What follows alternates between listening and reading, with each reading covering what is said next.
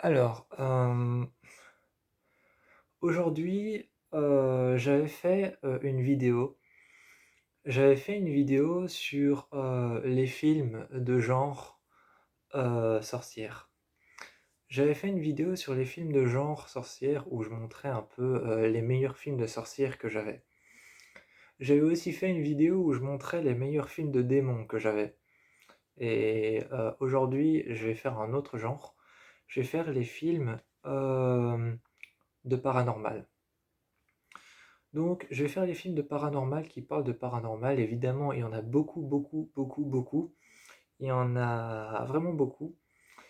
Euh, donc, premier film de paranormal. Donc, premier film paranormal, évidemment, c'est Paranormal Activity. Donc ça, c'est Ghost Dimension. Ça, c'est Ghost Dimension. La dimension des fantômes. C'est le numéro 5. Donc Paranormal Activity, ça raconte l'histoire d'une famille qui emménage dans une maison et ils trouvent plusieurs cassettes datant, des années 1900 qui se sont passées dans cette maison avec deux filles qui sont toutes les deux nées en une année qui crée le chiffre 666. Donc le chiffre du diable, 666, le triple 6. Donc ces deux filles doivent passer un test, un genre de rituel pour pouvoir communiquer avec les morts. Et quand la famille s'installe là et que le père ou le frère du père trouve ces cassettes, euh, leur petite fille, la plus petite, euh, a très vite la capacité de communiquer avec les fantômes.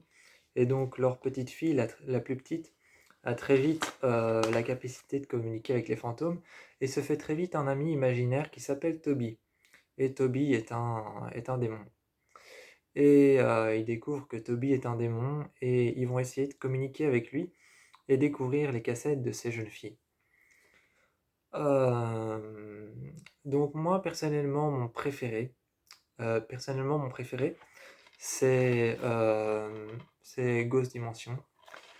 Ghost Dimension, c'est mon préféré parce que je l'aime bien, je le trouve pas mal. Déjà, il dure 1h30 et les autres durent 1h20. Donc, enfin, je crois qu'il dure 1h30. Donc, Ghost Dimension, je le trouve beaucoup mieux. C'est pour ça que j'aime bien le 5. Je n'ai que le 3 et je n'ai que le 5. Je cherche encore à avoir le 2, le 1, le 6 et le 7. Je cherche à avoir le 2, le 1, le 6 et le 7. Le 7 est sorti il n'y a pas longtemps, mais pour le moment j'ai que le 3 et le 5. Donc Paranormal Activity 3. Paranormal Activity 3, encore une fois, c'est la même chose, hein, un couple qui emménage toujours dans la même maison, parce que Paranormal Activity parle toujours de la même maison, on revient toujours sur les traces de la même maison, et donc ils emménagent dans une maison et il se passe des choses. Et comme dans tous les Paranormal Activity, ils décident de mettre des caméras pour filmer la nuit et pour filmer la journée l'intérieur de la maison. Et ils mettent ces caméras la nuit pour filmer l'activité de la maison, donc pour filmer les activités paranormales de la maison. Et, euh, et ils vont découvrir des choses étranges et voir des choses étranges euh, avec la caméra qu'ils auront trouvée. Et avec les caméras qui filment l'intérieur de la maison, ils vont trouver des choses étranges. Le 3 n'est pas particulièrement mon préféré parce qu'il parle aussi beaucoup de... Parce que le 3 commence en fait par une caméra qui est tombée par terre. Et donc l'objectif de la caméra est sur le sol. Et on peut voir un rituel satanique qui est filmé de manière très bizarroïde avec l'objectif de la caméra par terre. Donc c'est pas particulièrement mon préféré. Ensuite, il y a The Mirrors. The Mirrors, c'est l'histoire d'une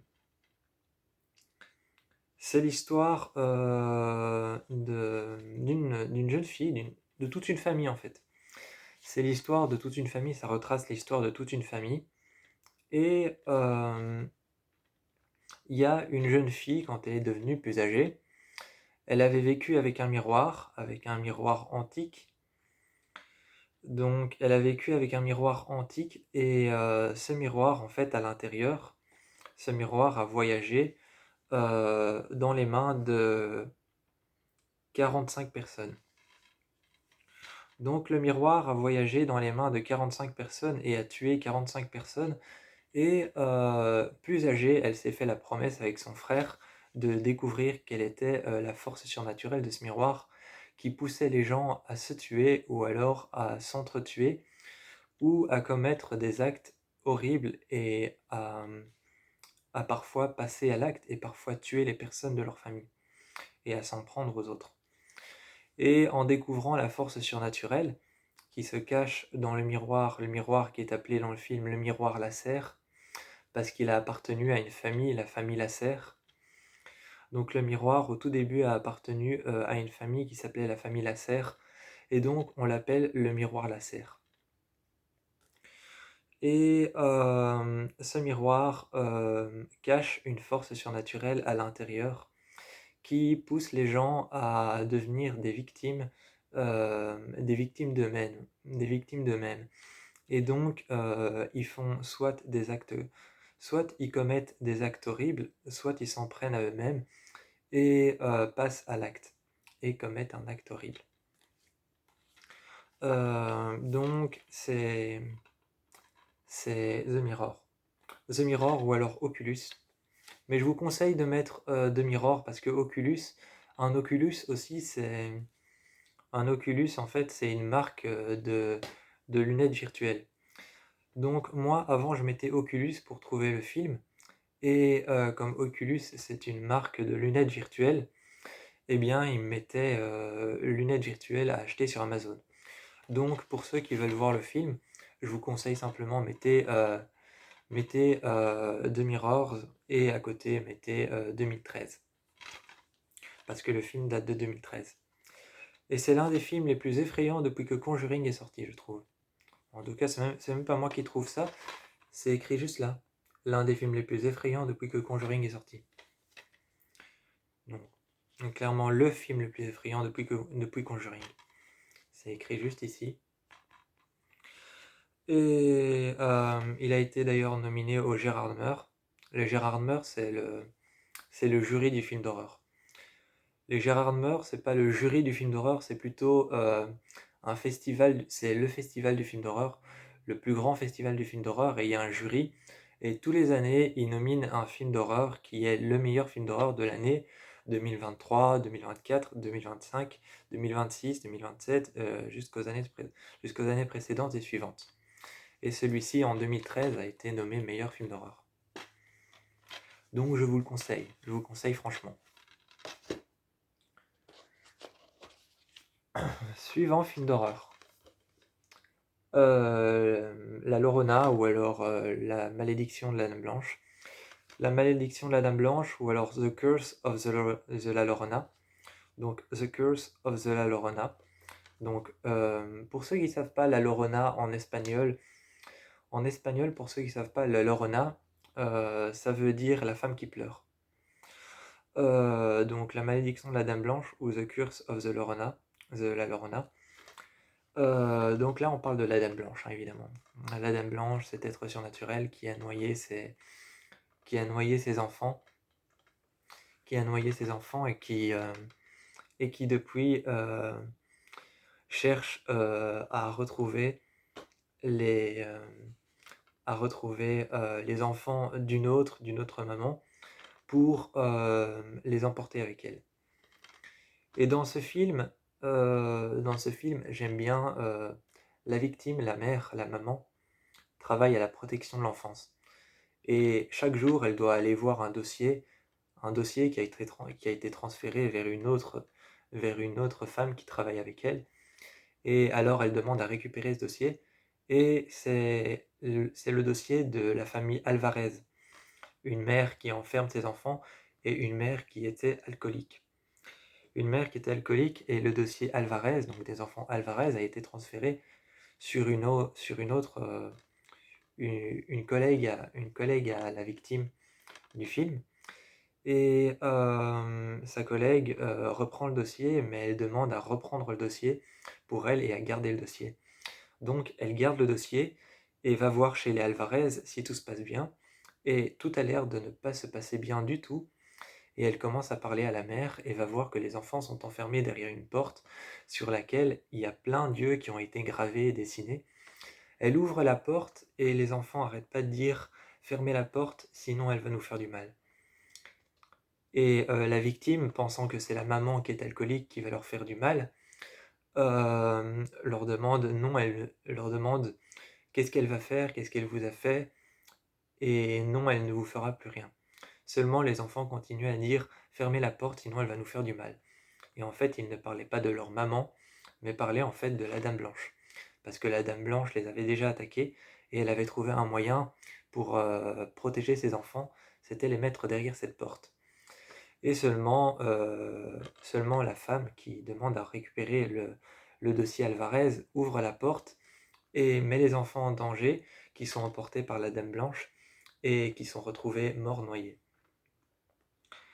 Et si je me souviens bien, quand la mère des enfants qui sont emportés par la Dame Blanche découvre les cadavres de ses enfants dans un ruisseau qui a été vidé, on découvre les deux cadavres, et elle crie en espagnol. Je crois qu'elle crie en espagnol, je sais plus vraiment ce qu'elle crie, mais je sais qu'elle dit «Es tu culpa». Elle dit «Es tu culpa», qui veut dire «c'est toi la coupable». Et à un moment, elle parle en français et elle dit «c'est de ta faute, es tu culpa», et elle dit «j'ai voulu les protéger». Et donc là tu comprends dans le film qu'en fait, elle voulait les protéger de la Dame Blanche. Et il y a toute une histoire avec son mari qui est mort et qui disait plus les personnes sont fâchées, plus les personnes ont envie de parler.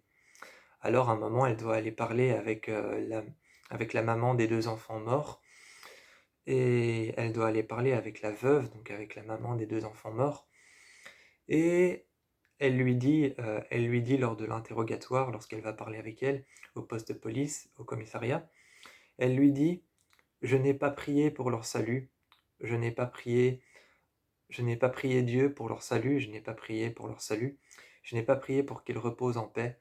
Vous savez ce que j'ai fait. C'est plutôt vous qui devez avoir peur, parce que vous savez ce que j'ai fait. Je n'ai pas prié pour leur salut, mais j'ai prié la Dame Blanche pour qu'elle vienne chercher les vôtres et qu'il les remplace.» Et donc là, on comprend comment la Dame Blanche va arriver chez la victime. Un plutôt chouette film. 2 minutes. Un peu mal au pied. Ensuite, on a Dans le noir. On a Dans le noir. Donc, Dans le noir, ça parle de Rebecca. Ça parle de Rebecca, une jeune femme qui vient récemment de quitter sa mère. Donc après la disparition de leur père, la mort de leur père, de son beau-père, elle vient de quitter sa mère et elle est partie. Elle est partie vivre sa vie, surtout que sa mère a des troubles mentaux, des troubles mentaux. Elle a un trouble mental très, très dur, très fort. Et donc elle est partie vivre sa vie et elle a abandonné sa mère parce que quand elle vivait avec sa mère, elle devait se battre contre une créature dans l'ombre qui s'appelait Diana. Et aujourd'hui, c'est au tour de son frère, de son petit frère Martin, de se battre contre cette créature qui s'appelle Diana, qui ne vit que dans l'ombre. Et apparemment, elle serait liée aux troubles mentaux, au trouble mental que leur mère a. Et donc, ils vont essayer de découvrir qui est cette créature. Tout ce qu'ils savent d'elle, c'est qu'elle n'aime pas la lumière et qu'elle s'appelle Diana. Et ils vont essayer de découvrir comment la tuer, comment la faire disparaître. Le film est plutôt cool, il est adapté d'un... Le film est plutôt cool, il est adapté d'un court-métrage. Il est adapté d'un court-métrage qui s'appelle Dans le Noir. Et le court-métrage, en fait, c'est un court-métrage du créateur de Conjuring. C'est un court-métrage du créateur de Conjuring. Et il est devenu très vite viral à en arriver jusqu'au studio Warner Bros. Il est devenu viral à en arriver jusqu'au studio Warner Bros. Et au studio Warner, les studios Warner. Au studio Warner, quand ils sont arrivés là-bas, quand le court-métrage de Dents Noires, qui s'appelle Light Out, donc éteint la lumière, ou laisse la lumière éteinte, quand le court-métrage est arrivé au studio Warner, James Wan a vu le court-métrage et a décidé d'en faire un film. Donc le film dure 1h21, c'est pour ça qu'il est si court, c'est parce qu'il est adapté d'un court-métrage, on n'avait pas la place pour faire un film très très long. À conseiller aussi. À conseiller aussi, vraiment quand vous voulez vous taper quand vous voulez vous mater, vous regardez un film d'horreur, un bon film d'horreur qui fait peur, mais qui, on va dire, quelque part est sans prétention parce qu'il se prend pas trop la tête, regardez Dans le Noir. Ensuite, on a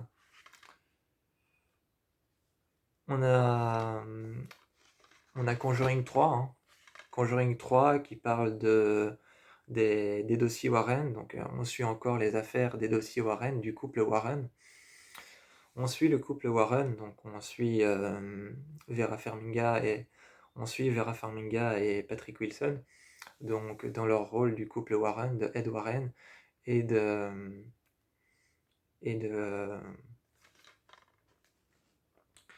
c'est Ed Warren et j'ai oublié comment elle s'appelle. Et donc non, j'ai oublié comment elle s'appelle maintenant. Donc on suit Lorraine, voilà Lorraine. Donc on suit dans Conjuring 3, encore une fois, le dernier Conjuring qui est sorti, on dit qu'il y a un 4 qui arrive. Mais dans le dernier Conjuring, on suit Ed Warren et Lorraine Warren dans leur dernière affaire sur l'affaire d'un exorciste et d'une famille qui est possédée par un démon et qui est sous l'emprise d'un démon, surtout le plus jeune enfant. Et donc on les suit, Ed Warren et Lorraine Warren, dans un nouvel opus de la saga Conjuring, Conjuring 3 Made Me Do It. Donc, Conjuring 3 sous l'emprise du diable ou Conjuring 3 Made Me Do It. On suit encore les nouvelles affaires de Ed et Lorraine Warren. À conseiller aussi, c'est un bon film de paranormal. Ensuite, Annabelle 3, Annabelle comme Home, j'en avais déjà parlé dans les films de démons, je crois. Et donc là, on a réussi à enfermer Annabelle. Elle est sous les verrous dans la fameuse pièce où il y a tous les objets qui ont été maudits ou alors qui ont été envoûtés ou possédés par un démon envoûté ou alors qui ont été envoûtés ou quoi que ce soit. Mais dans cette fameuse pièce, on a réussi à enfermer Annabelle. Et dans la maison des Warren, parce que cet opus-ci de la saga Conjuring se passe dans la maison des Warren entièrement. Un jour, en gardant la plus jeune fille, l'une des babysitters va voir la fameuse pièce et libère sans faire exprès, et je dis bien sans faire exprès, donc sans faire exprès, je dis bien, elle libère Annabelle et elle libère le démon qui possédait Annabelle. Et donc, elle libère le démon qui possédait Annabelle, et là on se retrouve dans un merdier noir, mais on se retrouve dans une merde noire parce que le démon qui possédait Annabelle est libre. Et donc, comme le démon qui possédait Annabelle est libre, ce qu'il va chercher à faire, c'est libérer tous les autres démons de tous les objets qu'il y a dans la pièce.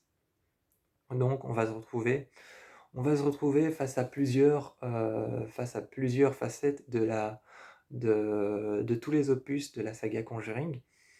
Et il y a un esprit particulier, il y a un esprit particulier et particulièrement qui a un esprit particulier et particulièrement qui a beaucoup attiré mon attention. Déjà, de un, le démon de Annabelle qui possède Annabelle parce qu'il est vraiment waouh, il est vraiment waouh. Mais il y a un deuxième démon, une deuxième chose qui a vraiment attiré mon attention, c'est le passeur. Le, pa- le passeur, oui.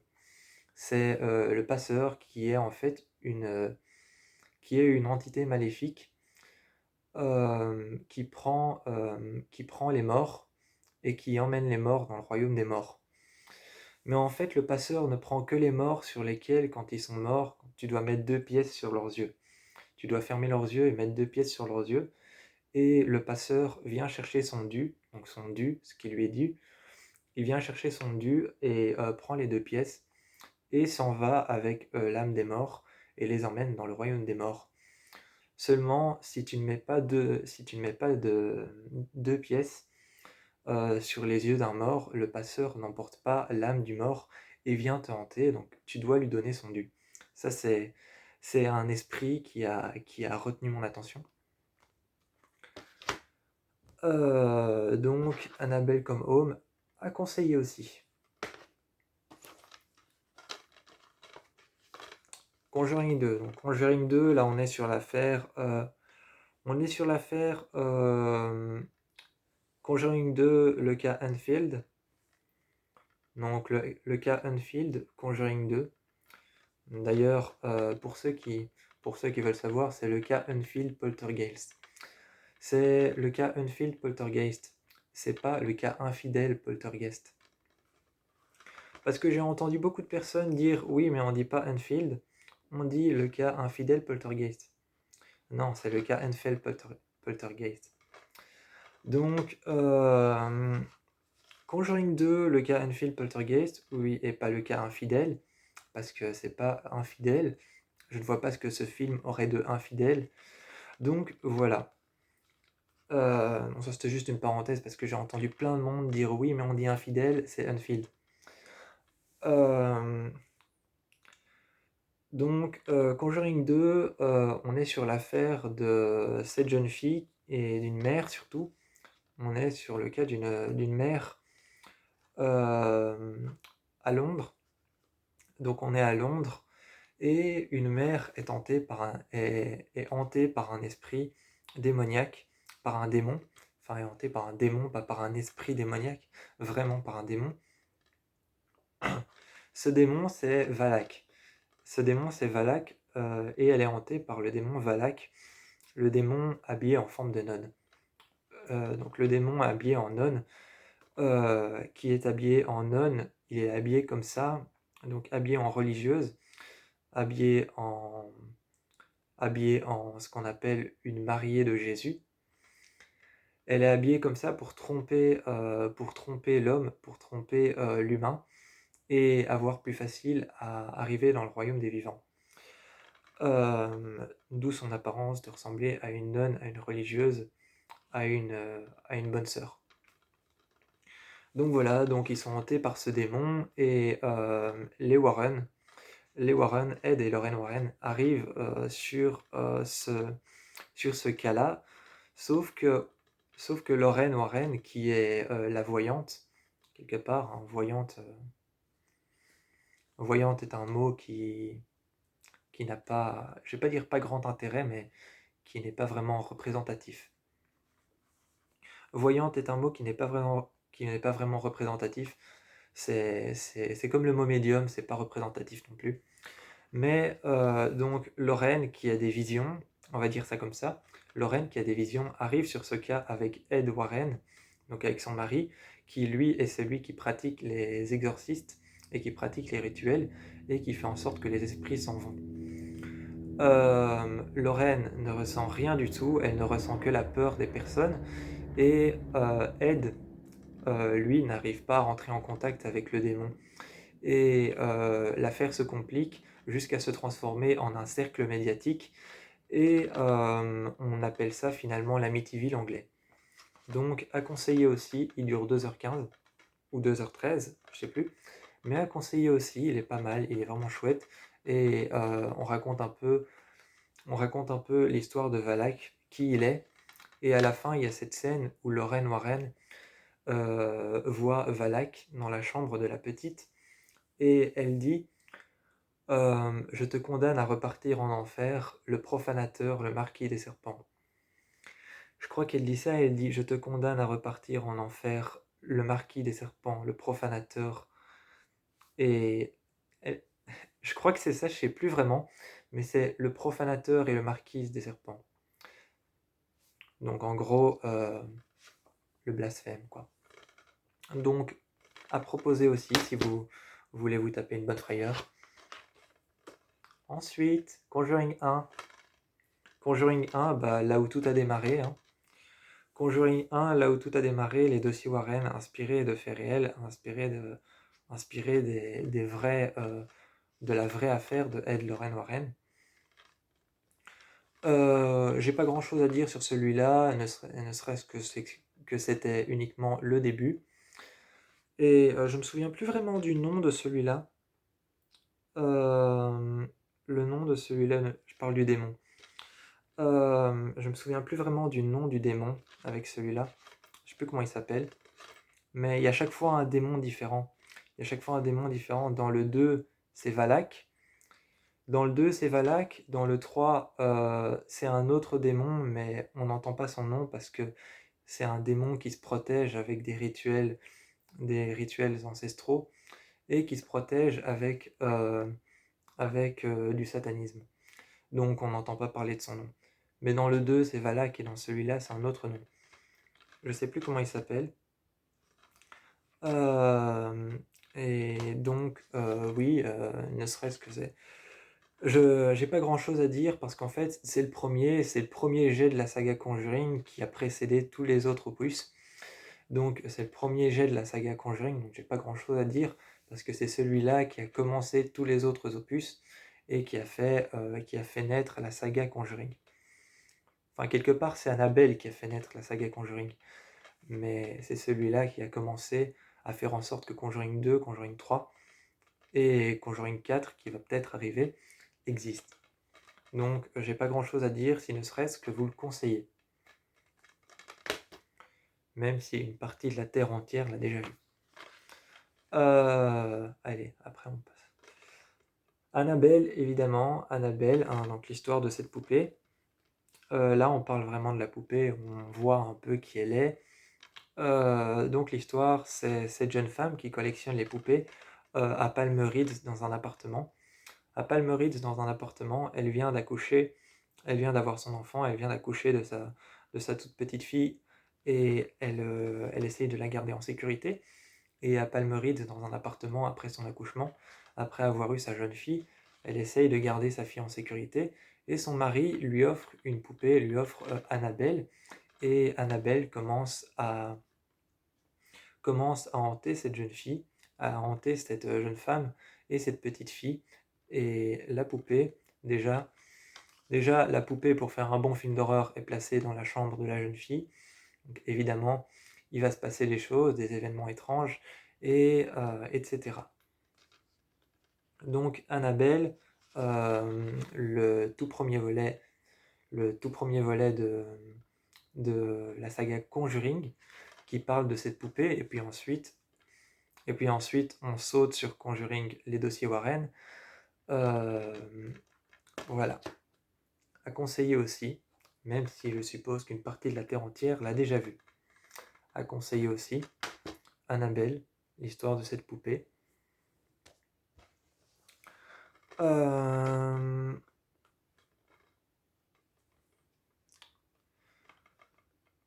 La Nonne. Donc La Nonne, très récemment, il y a le 2 qui est sorti. The Nun, donc La Nonne. Le chapitre 1, ça va. C'est un bon film d'horreur. C'est un bon film d'horreur, ça va. Il y a beaucoup de gens qui ont pas arrêté de dire. Il y a beaucoup de gens qui n'ont pas arrêté de dire qu'ils auraient pu faire mieux. que La Nonne, ça aurait pu être vraiment mieux, que le film a beaucoup de défauts, voire plus de défauts que de qualité. Moi, je trouve que le film reste pas mal et même si j'avoue qu'il s'éloigne un peu de l'ambiance de tous les opus de la saga Conjuring. J'avoue que je n'ai pas vu le 2, mais le 1, il est pas mal pour moi, donc La Nonne à conseiller. On retrouve l'histoire de Valak, donc le démon habillé en nonne. On retrouve l'histoire de Valak.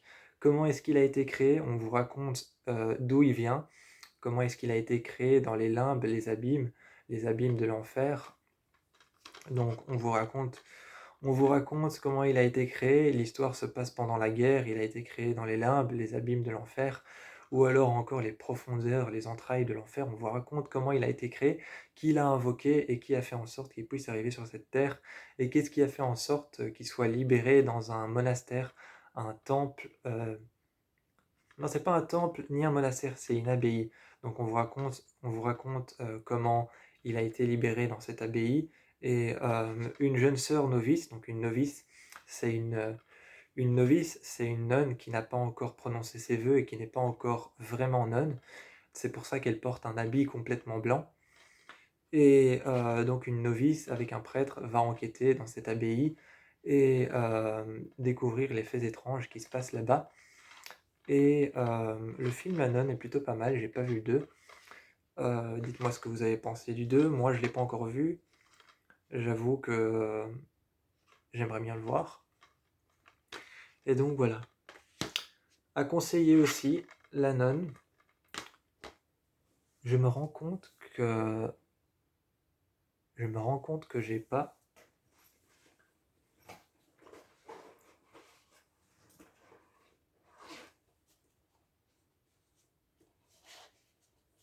Je me disais bien.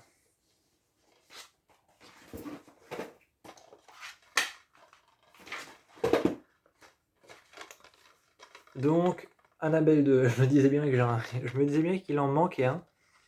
Annabelle 2, la création, donc Annabelle 2, création. Là, on vous parle un peu de l'histoire de Annabelle, de la famille qu'elle a suivie, parce que Annabelle a eu une famille, la poupée a eu une famille, après avoir, enfin, avant plutôt, avant, avant d'avoir hanté cette femme et son enfant, donc avant le premier opus, Annabelle a eu une famille et on raconte un peu ce qui s'est passé parce que Annabelle a eu une famille et c'est cette famille qui a créé Annabelle de toutes pièces et qui l'a montée, qui l'a dessinée, qui a construit la poupée et on raconte un peu les origines, donc la création d'Annabelle, donc comment elle a été créée et ce qui s'est passé et quels sont les drames et les choses horribles qu'elle a fait à cette famille. On vous raconte tout ça, ça se passe en 1900, je crois. Ça se passe en 1900, je crois, et on suit un, on suit un orphelinat, on suit un orphelinat de jeunes filles avec deux jeunes amies qui sont toujours ensemble, et l'une d'entre elles va être possédée par un démon et commencer à se rapprocher de plus en plus d'Annabelle.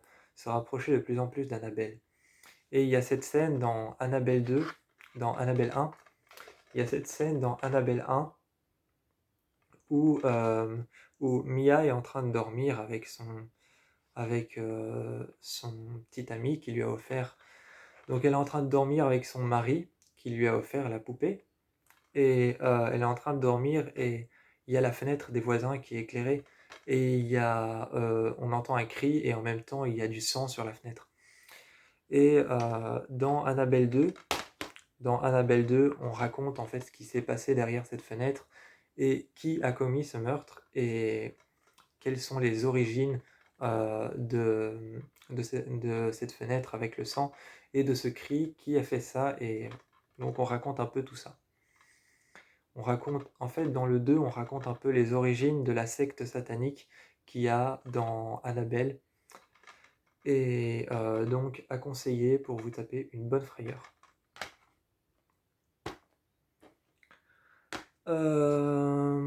Ensuite, autres films paranormaux que j'ai avec moi, évidemment.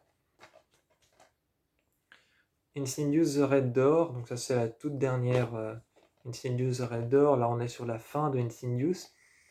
Et donc on voit bien que Dalton a grandi depuis, hein. Dalton a grandi depuis et il part à la fac. Et à la fac, il va devoir réaffronter les démons. Et réaffronter certains démons et essayer de, de faire disparaître cette porte rouge. Et donc la porte rouge va disparaître et ils vont devoir réaffronter tous les démons du passé, sachant qu'il y a blinde d'Insidious. Sachant qu'il y a blinde d'Insidious, il y en a 4, donc ça fait quand même beaucoup de démons et beaucoup d'esprits. Donc ils vont devoir tout réaffronter et essayer de trouver un moyen de faire partir cette porte pour de bon. Et d'ailleurs, dans le 5, Insidious 5 The Render, même le frère de Dalton qui s'appelle Foster, a grandi. D'ailleurs, ils ont tous les deux choisi un métier artistique. Dalton est artiste, il fait des dessins, et Foster, qui a grandi aussi dans le 5, est artiste et il fait de la musique. Ensuite, on a Insidious 4. Insidious 4, là où on nous raconte un peu, là on retourne en arrière, c'est un peu un genre de préquel. On nous raconte donc Insidious 4, The Last Key, ou la dernière clé. On nous raconte les origines de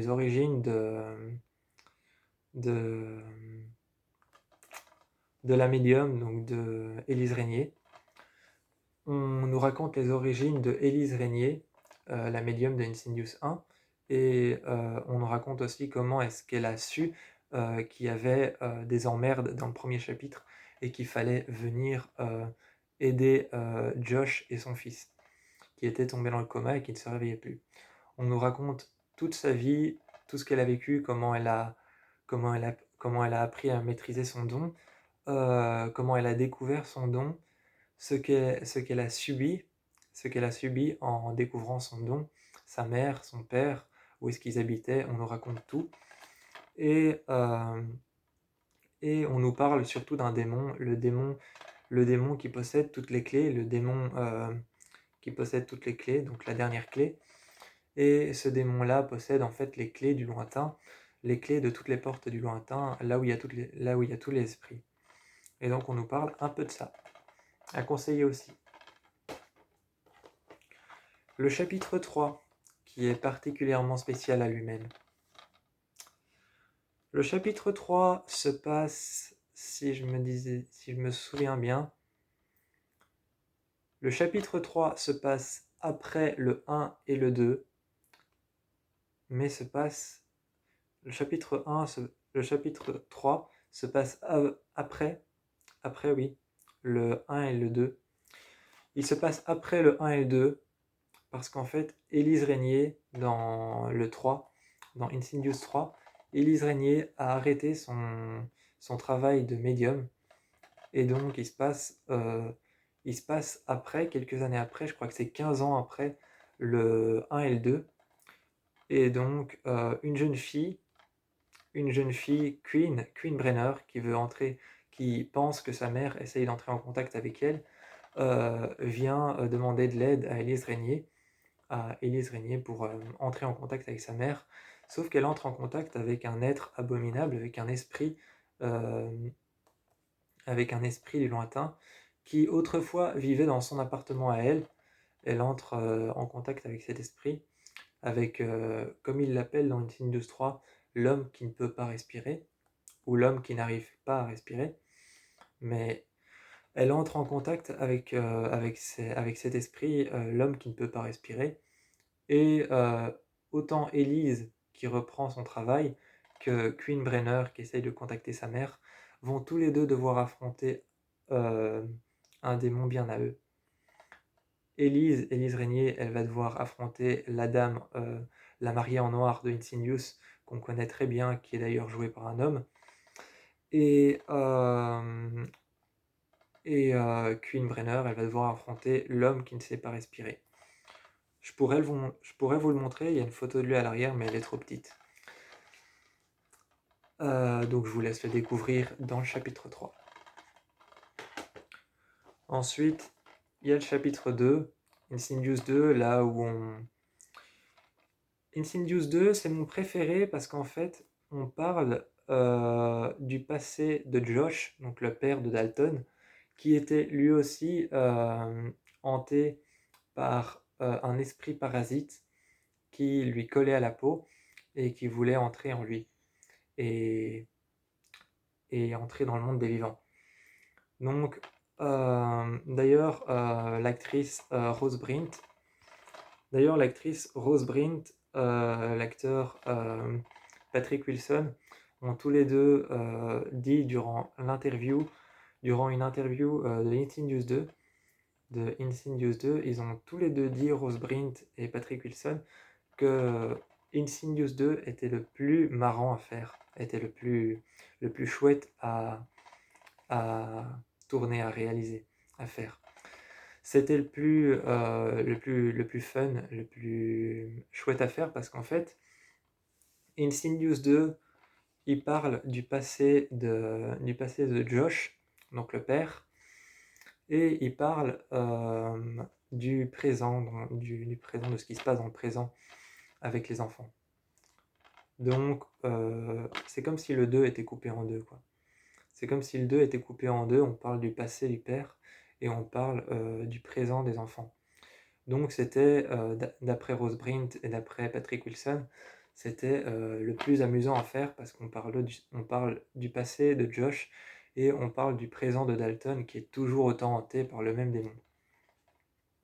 Moi, c'est mon préféré, je vous le conseille parce que les esprits qu'il y a dans le 2 sont juste magnifiques et donc à conseiller aussi.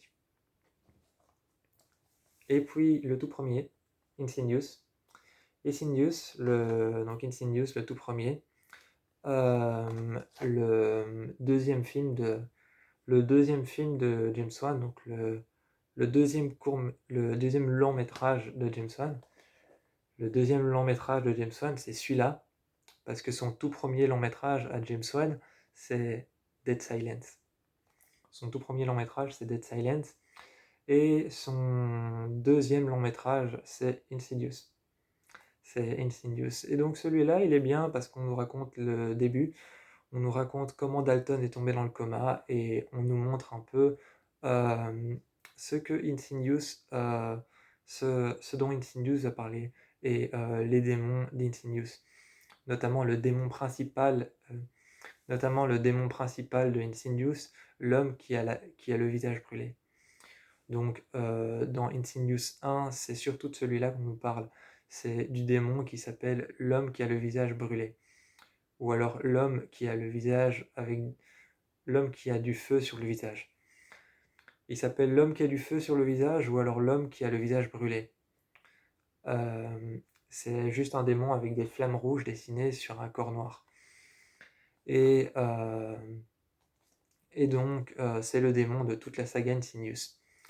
C'est le démon de tous les opus de Insidious et on nous en parle vraiment dans celui-là et comment Dalton s'est réveillé et comment il s'est endormi et comment il est tombé dans le coma et comment est-ce qu'ils ont su qu'il n'était pas en train de dormir mais qu'il était en train de faire de la projection astrale.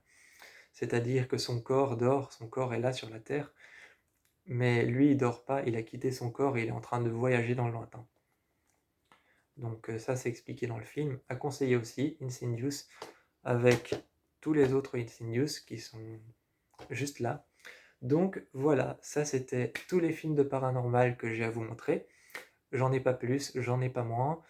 Et donc je vous conseille tous les Insidious, il y en a 5.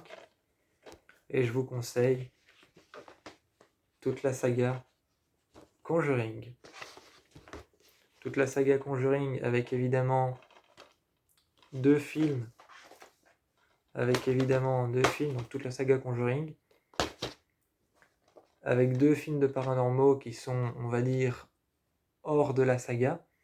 C'est c'est Dans le noir et c'est La Dame Blanche. Donc ceux-là, on va dire qu'ils font partie de l'univers. Ils font partie dans l'ensemble de l'univers de la saga Conjuring, mais c'est deux films qui sont indépendants. Mais ils ne sont pas dépendants de la saga Conjuring. Donc voilà, c'est tous les films de paranormaux que j'ai à vous montrer et à vous proposer. Je vous fais plein de bisous et je vous encourage à aller voir toutes ces sagas.